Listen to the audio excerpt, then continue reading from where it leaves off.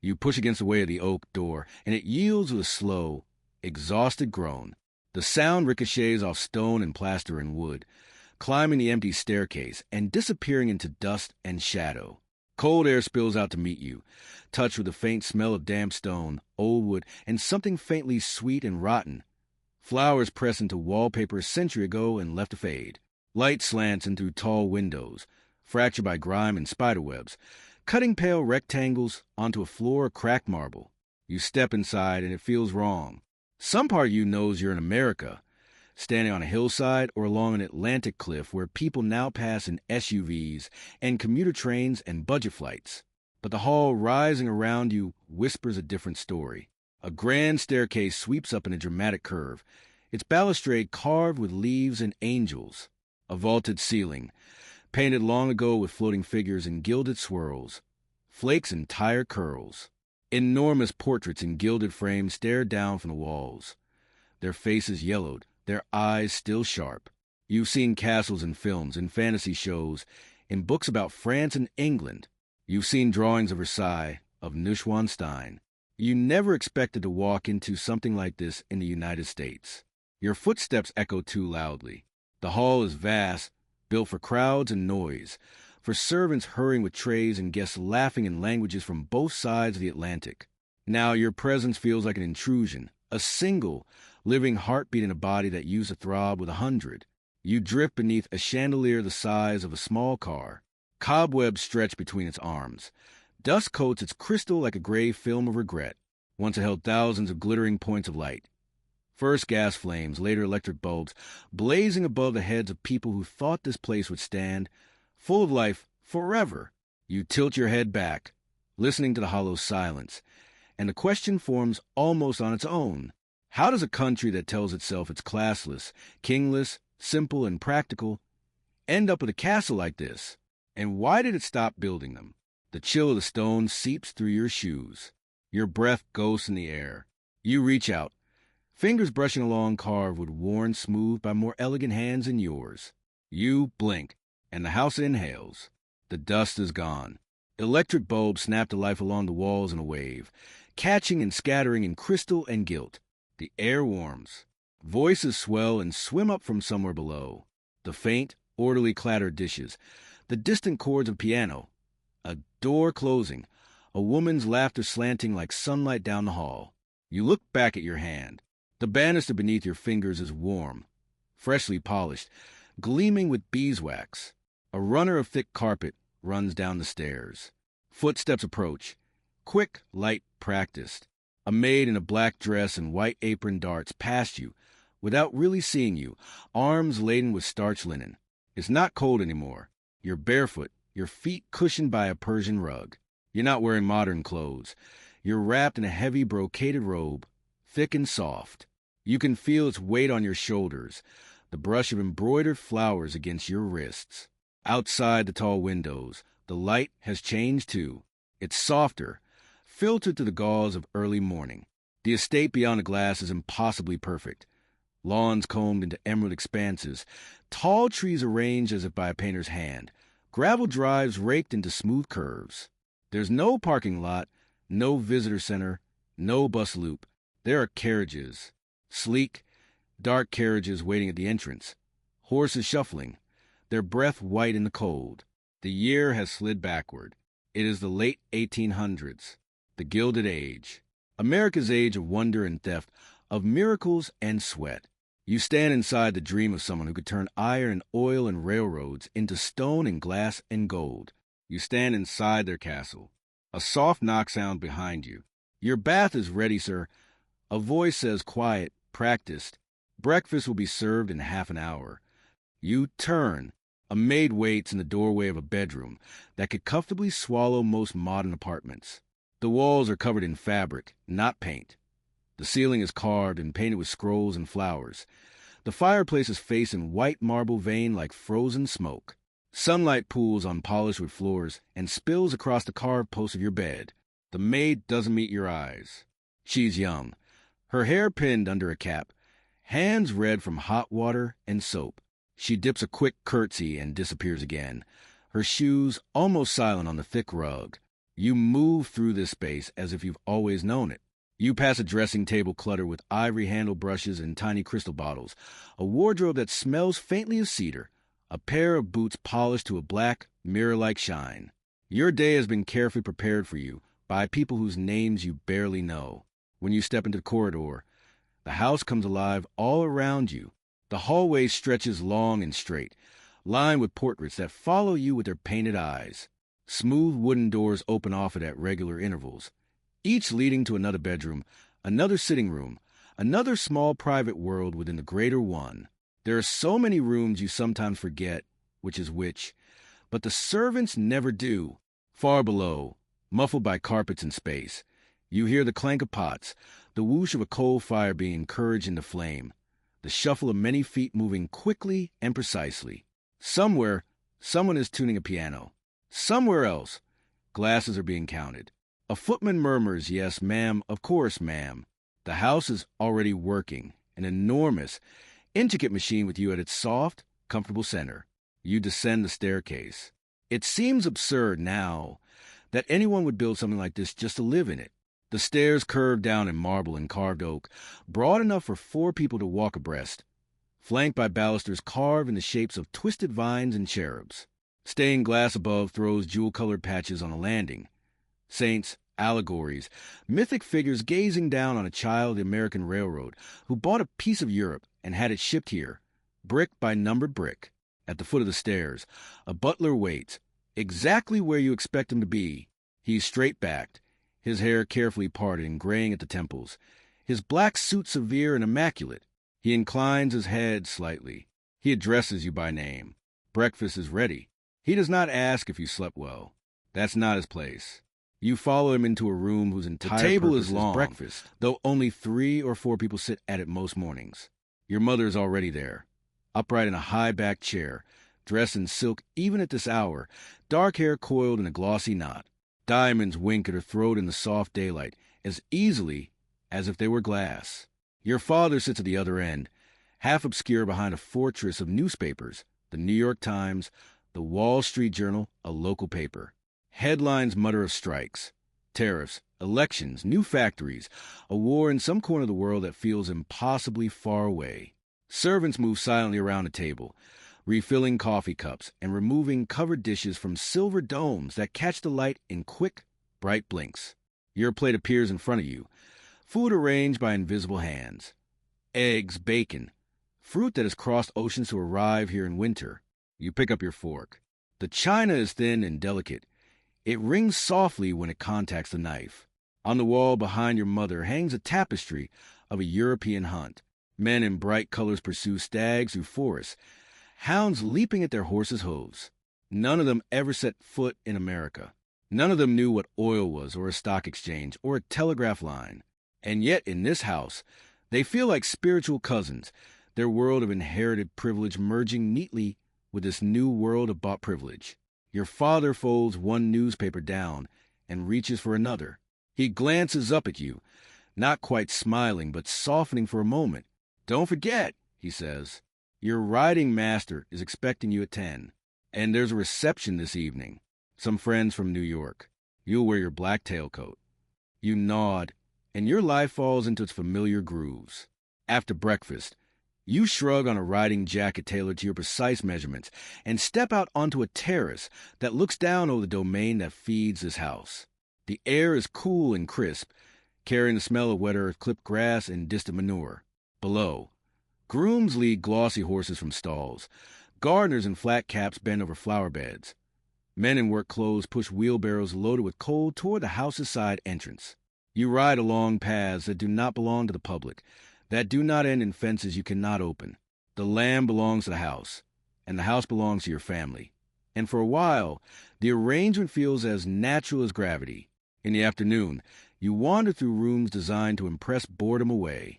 A library with more books than you'll ever read, their leather bindings glowing under lamplight. A music room with a gleaming grand piano, its lid raised like a black wing. A conservatory where tropical plants sweat in glass-bound heat, while snow piles up silently outside. You pass through it all with a kind of casual entitlement, not cruel, not thoughtful, simply unquestioning. This is what money does. You've been taught without words. It builds walls and roofs and rules around you. It turns servants into shadows who appear and disappear at the edges of your life. It makes the world into something you can hold, something you can shape like clay. Evening comes and the castle wakes fully.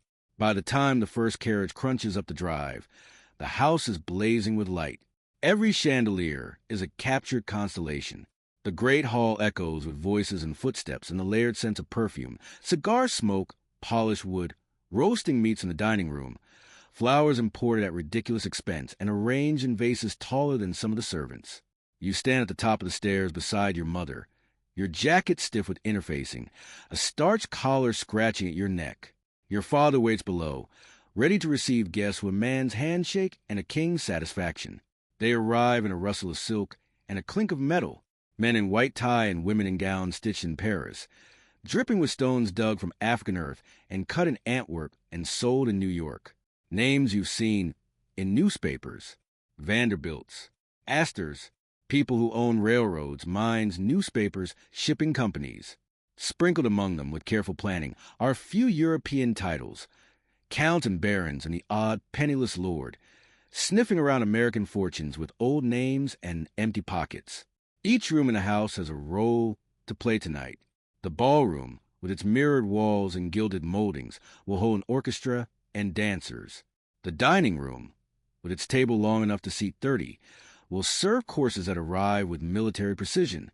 The smoking room, paneled in dark wood and hung with hunting trophies, will catch the cigar smoke and muttered conversations about deals and politics. The ladies' sitting room will bloom with gossip and alliances, and beneath it all, below stairs, the machine runs at full speed. In hallways you rarely see, cooks shout orders over the sizzle of pans. Scullery maids scrub stacks of dishes until their hands ache and wrinkle. Footmen line up in the service hall, gloves white, hair gleaming, ready to step in and out of rooms like moving pieces of furniture. Someone has a headache. Someone's feet are blistered. Someone sneaks a sip of leftover champagne and laughs quietly in a corner. You don't see that. Not tonight. You dance. You smile. You say the right things to the right people. You are admired, evaluated, measured. You are the product of the castle, as much as its owner. From the outside, this looks like triumph. A country that once lived in log cabins now throws balls in palaces to rival Europe. Here, money has bought what blood once reserved for itself. But even tonight, in the swell of music and light, the first faint cracks are already forming in the stone. Years slip by, though the house at first hardly shows it. Motor cars replace carriages in the front drive, pulling up to the same front steps now with purring engines instead of the snort and clatter of horses. Telephones ring in quiet corners. Electric fixtures spread, replacing gaslight, their bulbs humming softly behind frosted glass. The servants, though, change more than the technology. They're harder to keep. The Irish girl who used to bring your hot water is gone. She married a clerk in town and works in a shop now. A former footman writes to say he has taken a job in a hotel in New York City. Better pay, shorter hours, a chance to go out on his own time. Young women whisper about offices and typing and clerking like magic words at open doorways. Below stairs, they talk about unions, about rights, about days off. Above stairs, they talk about taxes. The word robber baron starts appearing in magazines. Cartoonists draw men with top hats and sacks of money sitting on the backs of starving workers. Muckrakers write exposés about trusts and monopolies, about tenement slums owned by men who waltz under chandeliers. At dinner one night, your father slaps a newspaper down so hard that glasses tremble. "They'll tax us into the grave," he mutters. "Mark my words." In 1913, the United States government passes a permanent federal income tax. At first, it's not catastrophic. The rates are low. The truly wealthy are creative. But it's a crack in a door that was once firmly shut. The idea that the government has a right to claim a portion of your income simply because you have it is new to people who built castles precisely to escape that kind of obligation. Your father begins to spend more time in his study. Letters arrive from lawyers and accountants. Numbers are discussed late at night behind a closed door. The house, which once seemed an effortless extension of his will, begins to feel more like a line item he must justify. You are older now. The house is still your world, but the outside world has sharpened its edges. Then Europe explodes. In 1914, far across the Atlantic, empires that once inspired the design of this very house march into war. You read about it in the papers. Trenches, mustard gas, machine guns. The same aristocrats whose palaces your father once admired now send their sons to die in mud. At first, America watches from a distance. Then the distance shrinks. Ships sink. Alliances shift. The country joins the war. Young men from the town outside your gates disappear into uniforms. Some of the stable boys, too.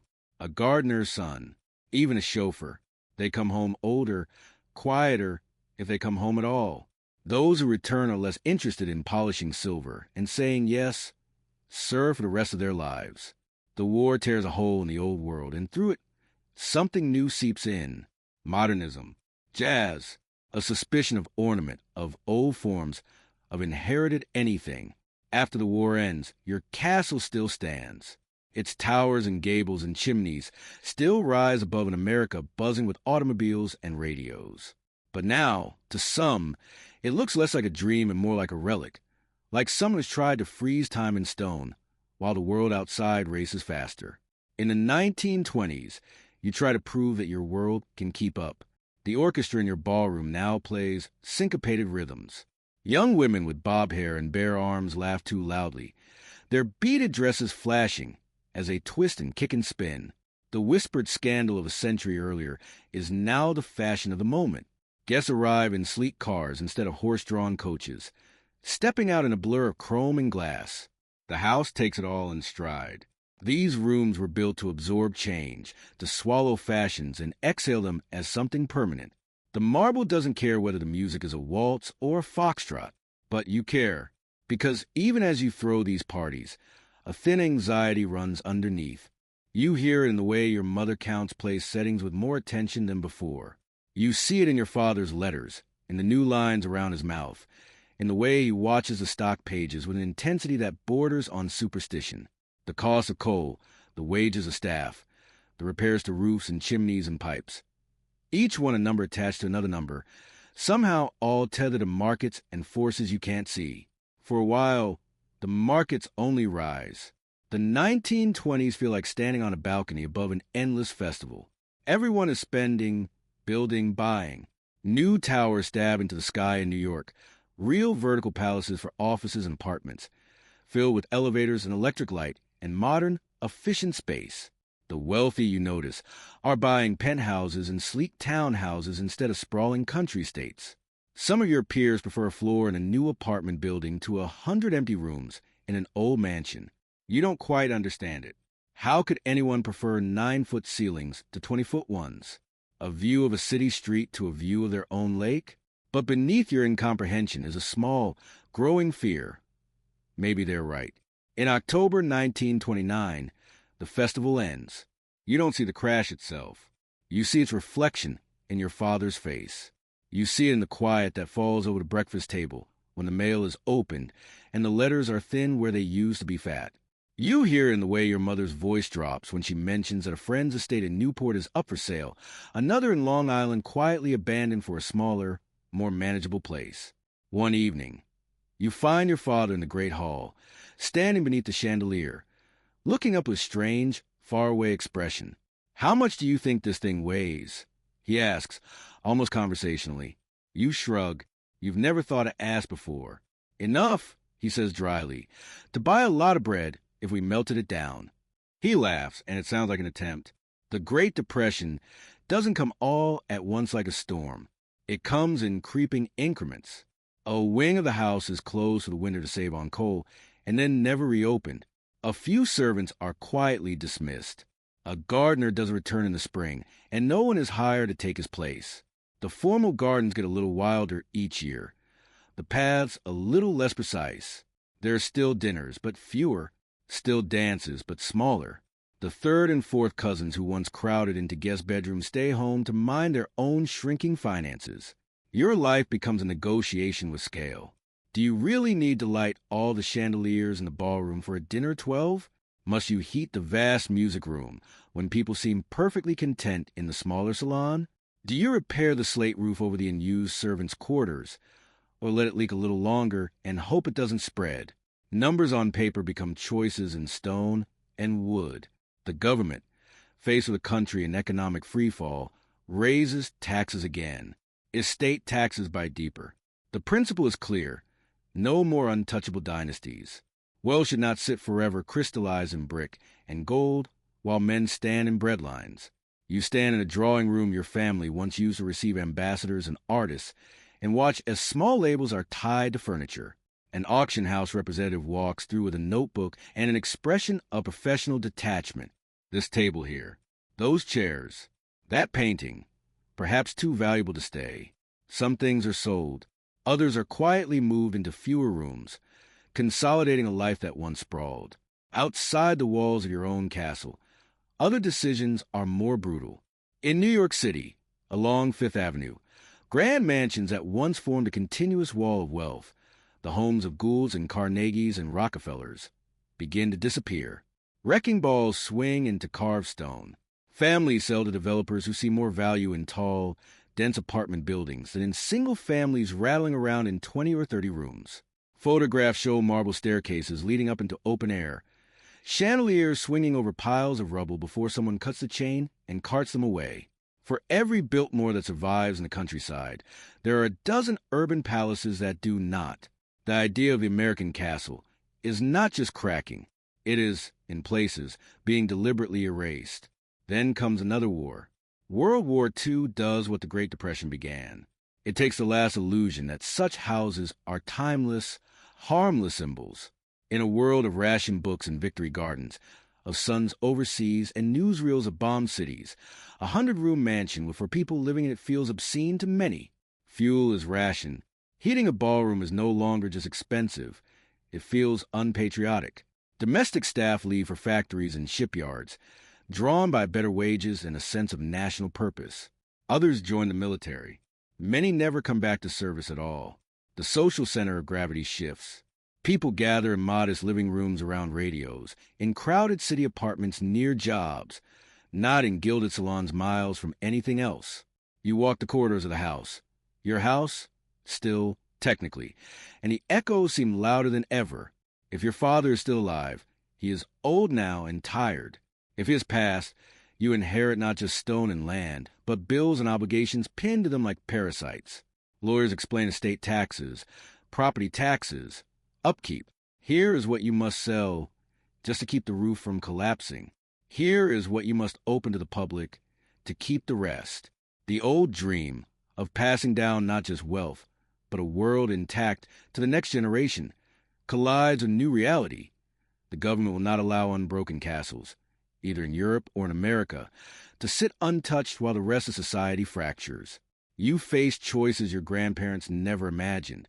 You can sell the house to an institution, a school, perhaps, that will use part of it and abandon the rest, a religious order that will strip the walls and use the space for dormitories, the state, which might turn it into a hospital or a training center. You can tear it down, sell the land to developers, and let new houses, normal houses, by post-war American standards, sprout where one colossal one stood. Neat grids of streets, lawns of manageable size, 2-car garages instead of carriage houses. Or you can attempt a new experiment. You can open the doors. The idea is strange at first, that people would pay to walk through your childhood, to gawk at rooms where you once hid from governesses, to peer at portraits of your stern great-grandparents and marvel at their mustaches, that your private bedrooms might become exhibits, that strangers might stand in your dining room and whisper, "Can you imagine?" But it is increasingly the only way this kind of house can survive. In North Carolina, a Vanderbilt descendant opens Biltmore to the public in the 1930s, turning an estate into an attraction. In California, Hearst's unfinished fantasy on a hill eventually becomes a state historic monument. In Newport, mansions become museums with velvet ropes and docents. The American castle lives on, but only as a memory you can buy a ticket to. You blink again. The sound of your own footsteps returns. You're back in the present. the dust and quiet and filtered light settling around you once more. The servants are gone. The orchestra packed up decades ago. The flowers are long dead, their replacements silk and plastic in the corner of a gift shop that was once a servant's hall. Tourists murmur in the distance, their voices echoing thinly through the corridors. A school group shuffles past, led by a guide in a polo shirt who points up at the ceiling and explains the cost, the artisans, the years of labor. Someone raises a phone and snaps a photo, the flash a tiny imitation of the old chandelier's blaze. You stand in the great hall and realize that the house has not disappeared. It has turned inside out. Once, its purpose was to keep people out, to encircle a family with walls of privilege and distance. Now, its purpose is to invite people in, to show them how all of that once looked, and to let them walk away shaking their heads at both the beauty and the excess. This is why America stopped building fairy tale castles for the rich. Money stopped meaning stone. For a moment in history, the richest Americans believed that the ultimate expression of success was to live like European aristocrats in palaces made of imported marble and carved wood. They built in French Renaissance style, in English Gothic, in Italian fantasy, trying to graft old world permanence onto new world fortunes. But fortunes are faster than stones. Industrial wealth moved from railroads to steel to oil to finance to technology. Each shift created new magnates, new winners, new ways of being rich. Castles, heavy and rooted, could not keep up with the speed of capital. Labor changed, the invisible engine that made these houses run. Servants who would accept a lifetime of subservience. Dried up, education and urbanization offered other horizons. Without dozens of hands to light fires, scrub floors, starch linen, and polished stair rails, a castle is just a slow-motion collapse. Laws change. Taxes, once almost non-existent on the very rich, rose in response to public anger and collective need. Estate taxes, property taxes, inheritance laws, all nudge wealth out of static, visible displays and into more fluid, less obvious forms. Taste changed. In the 20th century, modernism made heavy ornamentality feel embarrassing, even vulgar. Clean lines, steel, glass, and open plans signaled sophistication. The new elite preferred penthouses with panoramic city views. International travel, anonymity. Showing off in one place became less appealing than being able to be anywhere. And beneath all that, something else shifted. The story Americans want to tell themselves. The castle is an aristocratic story. It says, there's a small group of people at the top, and they will always be there, and their power is natural and inevitable and beautiful. For a while, flush with industrial profits, American magnates tried that story on like a borrowed costume. But a different myth proved stronger. The self-made man in the modest house, the middle-class family in the suburb, the idea that anyone could move up, and that those who did shouldn't shut the door behind them in a wall of marble. Of course, the reality never fully matched that myth. Inequality survived. New forms of privilege rose. Today, billionaires build compounds in the desert, buy entire islands, live on super yachts that are palaces in motion. They construct private bunkers in mountains, invest in space companies, hide their wealth in numbers and servers rather than halls and towers. The castles did not vanish. They changed shape. You walk toward the front door of the old house, past a small plaque that lists donors who paid for its restoration, many of them corporations with names that would have meant nothing to your father. In the gift shop, someone scans a credit card emblazoned with a bank logo, a tiny plastic key to a modern kind of power. You step outside. The air feels different out here. Brighter, thinner, full of car noise and the faint hiss of a nearby highway. The castle's facade looms behind you, impressive and slightly absurd, like a costume left on a mannequin long after the party ended. You look at it one last time. You imagine the people who lived here at its height, who woke each morning to hot water and carefully laid out clothes, who never carried their own luggage, who danced beneath that chandelier when it was young and bright.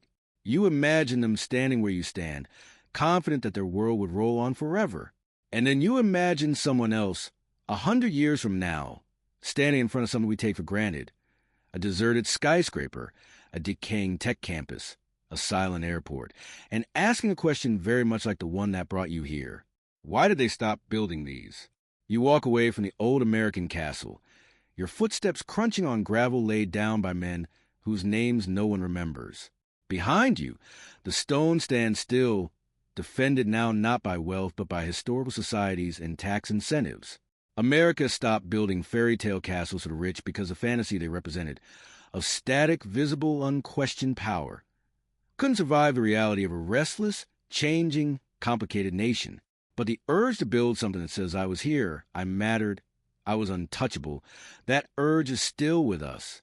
It lives in glass towers and gated communities, in corporate campuses and private islands, in data centers and offshore accounts. It's just harder to photograph. The castle you just walked through is a fossil of that urge, clear and sharp and undeniable. The castles we build now are more fragile, in some ways. They depend on grids and systems and code and markets that move faster than stone ever could. They may vanish more completely when they fall. Some future visitor, stepping over weeds and past cracked concrete or rusted steel, may feel what you feel now, a shiver of awe, a flicker of judgment, and a question that won't quite let go. What kind of world do you have to believe in to build something like this? And what had to change for you to stop?